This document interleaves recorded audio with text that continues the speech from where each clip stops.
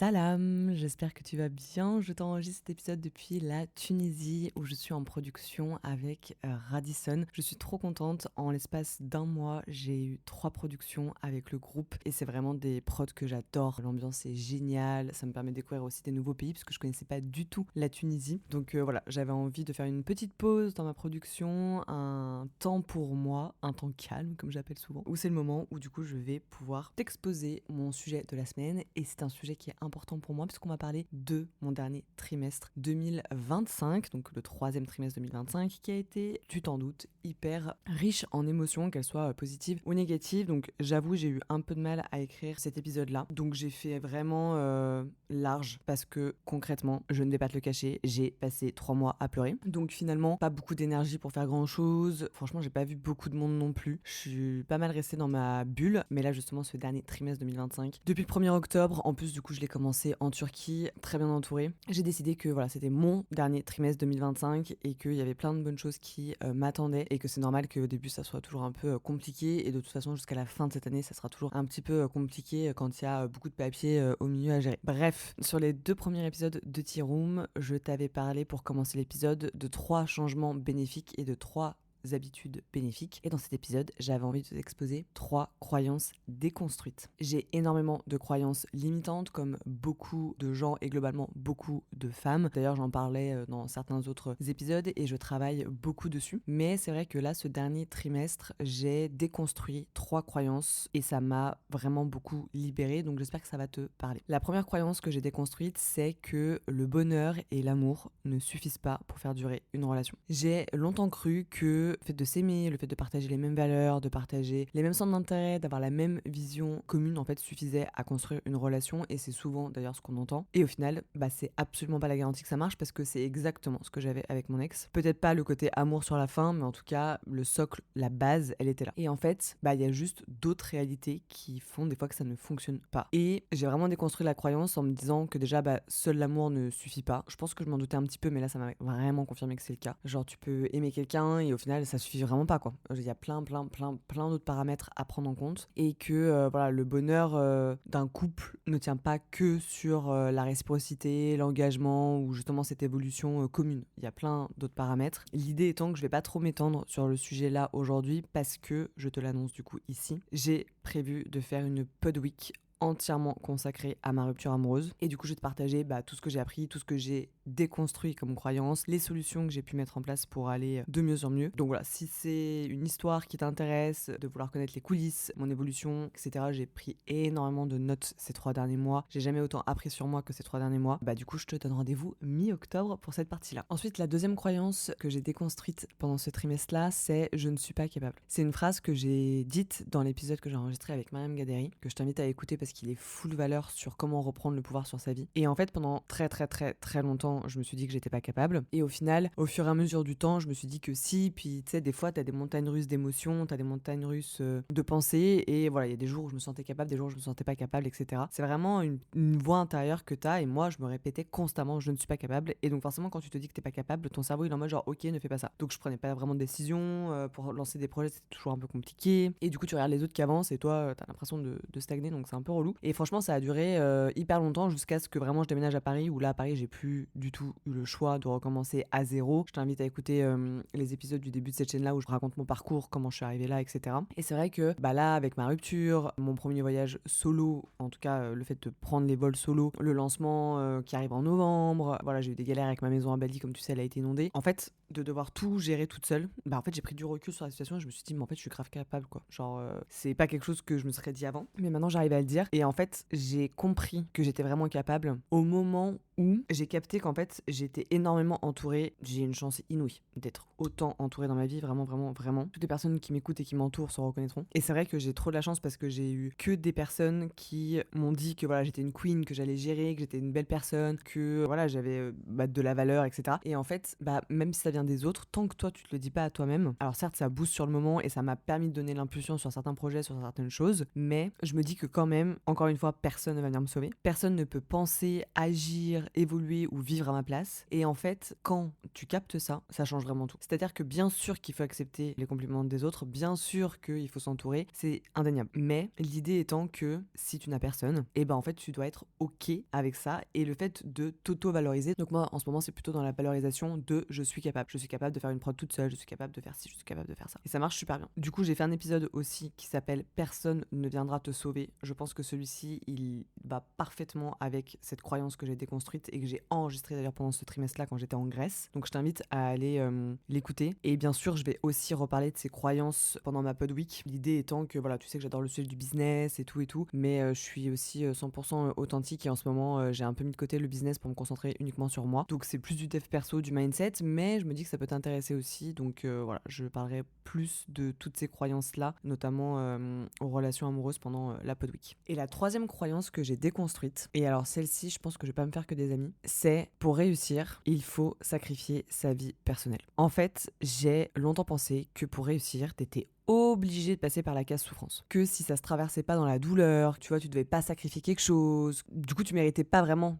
ta réussite. Et du coup, j'ai fait un épisode sur la méritocratie aussi que je t'invite à aller écouter. Et en fait, je crois profondément de base à la phrase 50 sacrifices pour 50 ans de liberté. Je pense que tu l'as déjà entendu plein de fois. Je pense que j'ai déjà dû te le dire sur cette chaîne de podcast. Et le fait est, c'est que j'y crois vraiment. C'est-à-dire que pour moi, il faut passer par la case sacrifice pour réussir. Là, j'étais au The Project et j'ai écouté la conférence de Christopher Wengen et il disait à un moment donné, il a dit un milliard de trucs super intéressants, mais il disait à un moment donné, en fait c'est pas en faisant des crédits pour acheter une télé, pour acheter une voiture que tu deviens riche, et avec ce qui se passe en ce moment en France, c'est certainement pas non plus en dépensant juste ton argent comme ça, donc il faut que tu te sacrifies quoi, t'arrêtes de sortir, t'arrêtes d'acheter des bouteilles en boîte, t'arrêtes de fumer, ce genre de trucs, et ça moi j'y crois profondément, c'est que pour moi t'es obligé d'avoir une part de sacrifice si tu veux vraiment réussir, en tout cas si tu pars entre guillemets un peu de rien quoi, faut même couper certains liens à certains moments qui te draineraient trop, mais ce trimestre-là, j'ai compris que oui, tu peux te sacrifier, mais on a toujours mis le sacrifice, le mot sacrifice, comme une douleur, comme une souffrance, comme quelque chose finalement de négatif, et du coup, on essaye d'éviter ce sacrifice-là. Mais en fait, je me suis rendu compte que je pouvais sacrifier et continuer à kiffer ma vie personnelle. Et voilà, faire des petits plaisirs, etc. Et ça reste aligné avec ma vision. En fait, le vrai danger, je trouve que c'est si tu te prives trop, bah au final, tu prends quand même le risque, trop gros pour moi, de passer à côté de ma vie. Parce qu'en fait, même si la phrase c'est 50 sacrifices pour 50 ans de liberté, en fait, ça se trouve dans 5 ans, t'auras toujours pas réussi ce que tu voulais. Et ça se trouve, ça va prendre 10 ans. Tu te vois pendant 10 ans sacrifier tes sorties, tes voyages, tes envies, enfin voilà. Et bien sûr, dans la logique d'être raisonnable, dans la logique de mettre beaucoup d'argent de côté dans le bitcoin ou dans de l'immobilier par exemple, en tout cas dans des investissements, encore une fois, je le répète, plutôt que dépenser dans des trucs futiles. Mais le fait est que, à contrario, il faut trouver une balance pour kiffer sa vie. Donc, si ton kiff c'est d'aller boire un matcha tous les dimanches que tu payes 10 balles à Paris, va le faire. C'est ok, tu vois. C'est vrai que du coup,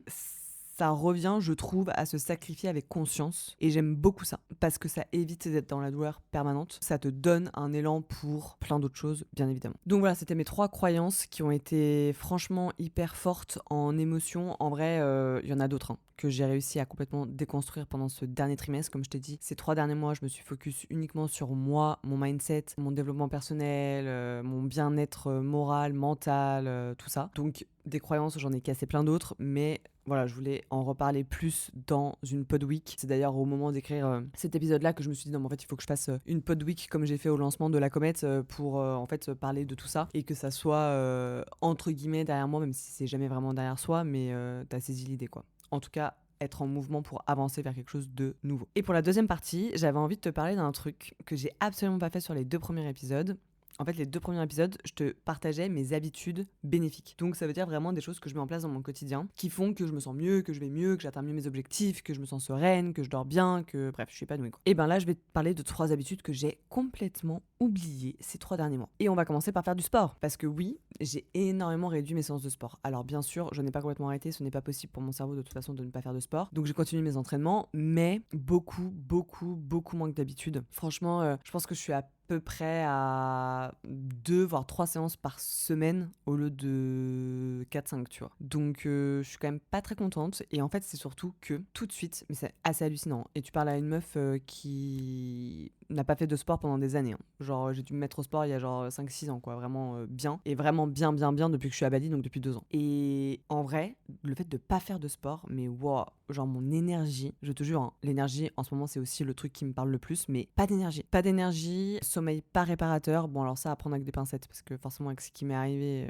normal que je dorme pas très bien, on va pas se mentir. Et motivation aussi un peu plus fragile, tu vois, un peu en mode genre franchement je sais pas, alors que quand tu vas au sport, pour moi le sport c'est pas juste une question de corps ou d'esthétique, hein. C'est vraiment un pilier pour ta santé physique et ta santé mentale. D'ailleurs, on en a parlé avec Mariam dans l'épisode qui lui est dédié. Et en fait, à chaque fois que je reprends le sport, je vois une vraie différence. J'ai beaucoup plus d'énergie, je suis beaucoup plus concentrée, je dors mieux, je suis plus confiante dans mes décisions. Vraiment, le sport, d'ailleurs, j'avais fait un Reels là-dessus sur mon compte Instagram, c'est de la discipline, c'est de l'ancrage et c'est un libérateur d'émotions. Mais vraiment, le sport, ça peut te sauver la vie. Et encore une fois, pas que sur le côté physique, mais sur le côté mental. Vraiment, vraiment, vraiment. Le fait de ne pas avoir fait beaucoup de sport ces 3 derniers mois, je réalise à quel point j'ai un privilège monstrueux d'avoir le sport dans ma vie parce que ça me crée juste un équilibre en fait. Donc c'est vraiment une habitude que là, j'ai décidé de reprendre. Donc je rentre à Bali soon. Donc je sais que quand je suis à Bali, en général, j'ai une bonne routine. Donc c'est vraiment le truc qui me fait du bien aussi au moral de me dire que je vais réussir à reprendre ça. Ensuite, le deuxième point que je voulais aborder avec toi, et celui-ci, j'ai un peu plus honte d'en parler, mais bon, comme on est sur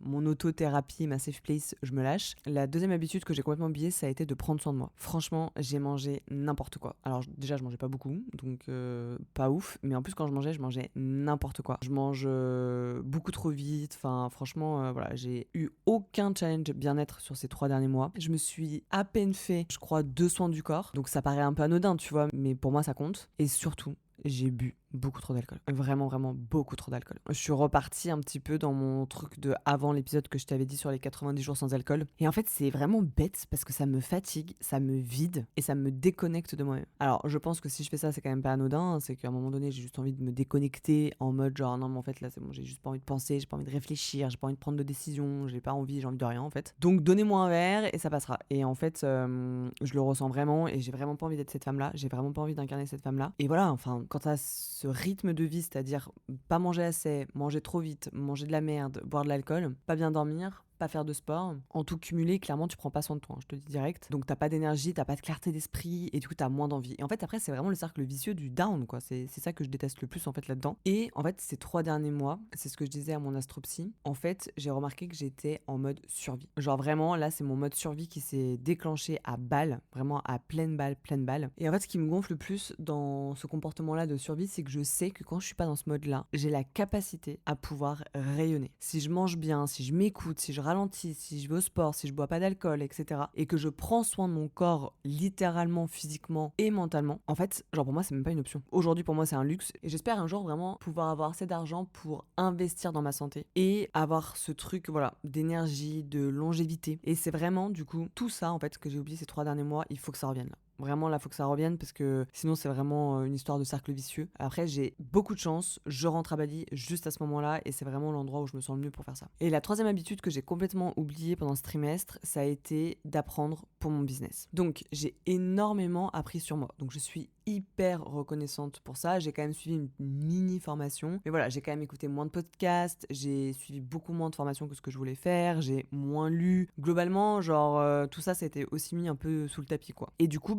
sur mon business, c'est pour ça que je te parle surtout de la partie business par rapport à l'habitude, j'ai littéralement stagné. C'est-à-dire que j'ai rien fait, alors c'est pas la catastrophe, mais ces 3 derniers mois, je crois que j'avais juste pas envie de travailler, entre guillemets. Après, j'ai fait ma bêta formation avec les travel planners et ça, c'était exceptionnel et ça, je suis trop contente parce que si j'avais pas eu ça, je pense que ça aurait été bien pire en termes de souffrance. C'est quelque chose qui m'a beaucoup occupée, qui m'a drivé de ouf, donc je suis hyper contente d'avoir fait ça, mais le fait est que j'ai fait quand même beaucoup, beaucoup, beaucoup moins. Et moi, je déteste me sentir immobile. Stagner, c'est vraiment un enfer sur terre pour moi. Vraiment, vraiment, vraiment, il faut que je sois en mouvement tout le temps, il faut que j'avance sur des trucs. C'est hyper, hyper, hyper important. Mais voilà, après, je me dis que j'ai passé ces 3 derniers mois à réfléchir à ma rupture, le pourquoi du comment, repenser au passé, mais penser aussi au présent, penser aussi au futur. Voilà, j'ai trouvé des réponses, donc c'est hyper cool. Mais la frustration, elle reste quand même là de se dire, je viens de passer les 3 derniers mois à ne pas faire de business en fait. Voilà, c'est quelque chose qui me plaît pas forcément, quoi. Et c'est pour ça que là, j'ai envie de reprendre les podcasts, les formations, nourrir mon esprit, etc., etc. Et d'ailleurs, je t'avais donné le plan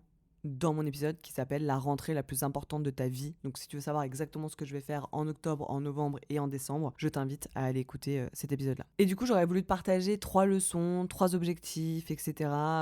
Comme dans mes autres épisodes, mais je me suis dit que j'allais quand même garder tout ça pour ma fameuse Pod Week. Et c'est le moment pour moi de t'annoncer que c'était le dernier épisode de Tea Room. Franchement, j'avais adoré lancer ce format en début d'année avec le premier trimestre, deuxième trimestre et la troisième trimestre. Jamais 203. Il y aura eu 3 épisodes sur cette série. Mais en fait, j'ai réalisé un truc avec ces épisodes-là, c'est que au début, quand j'ai voulu le faire, c'est parce que je pense que j'étais pas hyper à l'aise avec le fait de parler de moi, de mes downs, etc. Je parlais aussi beaucoup plus de business. Et du coup, c'était pour moi à chaque fois, je m'étais dit de faire un peu un reminder de ce qui se passe dans ma vie perso. Et en fait, je me suis rendu compte, notamment, encore une fois, que ces 3 derniers mois, que j'adorais te partager aussi mes moments de faiblesse, mes moments de down, mes moments de doute, mes remises en question, et les moments où j'étais pas bien, et que c'était ok, que c'était plutôt bien accueilli. Et du coup, en fait, comme je te partage tout chaque semaine vraiment au plus profond de mon âme, je vois plus trop l'intérêt, tu vois, de trop partager des trucs sur une fin de trimestre, puisque tu suis déjà finalement tout ce qui se passe à l'instant T, quoi. Donc, c'est pour ça que, voilà, j'avais pas envie de radoter dans ces épisodes-là, j'ai envie de continuer à trouver des sujets passionnants, etc. Et voilà, et du coup, les formats Podweek, par exemple, tu vois, ça me parle beaucoup plus. Je préfère faire 2-3 Podweek dans l'année, plus là, mon nouveau format sur les étoiles filantes. Donc, à la base, j'avais dit un épisode par mois, mais on verra, tu vois, ça se trouve, ça sera un épisode par trimestre après. Moi, je me mets plus la pression sur ça. Mais du coup, tout ça fait que j'étais en mode, non, en fait, ça sert plus à rien que je fasse des épisodes sur comment s'est passé mon trimestre, parce qu'en fait, vous suivez déjà au travers des épisodes d'avant ce qui se passe dans mon quotidien. Voilà, donc c'est un épisode vraiment très court pour un bilan de trimestre, mais franchement, en fait, j'avais envie de le faire justement pour te dire que c'est ok d'avoir des downs, c'est ok de ne rien faire pendant 3 mois. Vraiment, en plus 3 mois, d'après les recherches scientifiques, c'est à partir du 3e mois où tu commences à te sentir un peu mieux. Donc là, on est le 5 octobre, donc dans 9 jours, je devrais commencer à me sentir mieux. Non, je rigole, en vrai, je me sens quand même déjà mieux que le 14 juillet, ça c'est clair. Mais voilà, l'histoire des 3 mois, elle était importante pour moi et j'avais vraiment envie de partager ça avec toi. Aussi qu'il y a des choses qui se passent pas comme prévu et des fois c'est compliqué et en fait, il faut juste accepter, prendre le temps qu'il faut. En tout cas, par contre, sur ce dernier trimestre de 2025, j'ai envie de tout déglinguer. Vraiment. Donc déjà, retourne voir tous mes plans pour la rentrée dans l'épisode dédié à ça. Et tu vas voir, la semaine prochaine, je vais te parler d'un sujet aussi où je suis hyper fière de moi. Ensuite, du coup, cette Pod Week sur la rupture amoureuse. Ensuite, je vais avoir un invité exceptionnel le jour de mon lancement, en plus de mon programme. Donc j'étais vraiment trop contente. Et une fois que j'aurai fait ça, donc vraiment, je vais me mettre dans un tunnel de ouf du 15 octobre au 15 novembre. Pendant un mois, là, ça sera focus que business. Je vais te redonner full valeur sur ça, plus l'histoire de la rupture. Et à partir du 15 novembre, du coup, j'espère pouvoir revoyager. J'ai déjà des petites idées de trip à t'emmener avec moi. Donc j'ai beaucoup trop hâte pour cette fin d'année. Voilà, c'était juste pour te dire ça. J'espère que toi ça va. En tout cas, si ça ne va pas, c'est complètement ok. Et n'hésite pas à le mettre dans les commentaires. On est là pour y répondre. Tu peux m'envoyer aussi un DM sur Instagram si tu veux quelque chose de beaucoup plus intimiste, beaucoup plus privé. C'est complètement ok pour moi aussi. En attendant, je te retrouve donc la semaine prochaine pour un nouvel épisode de La Comète.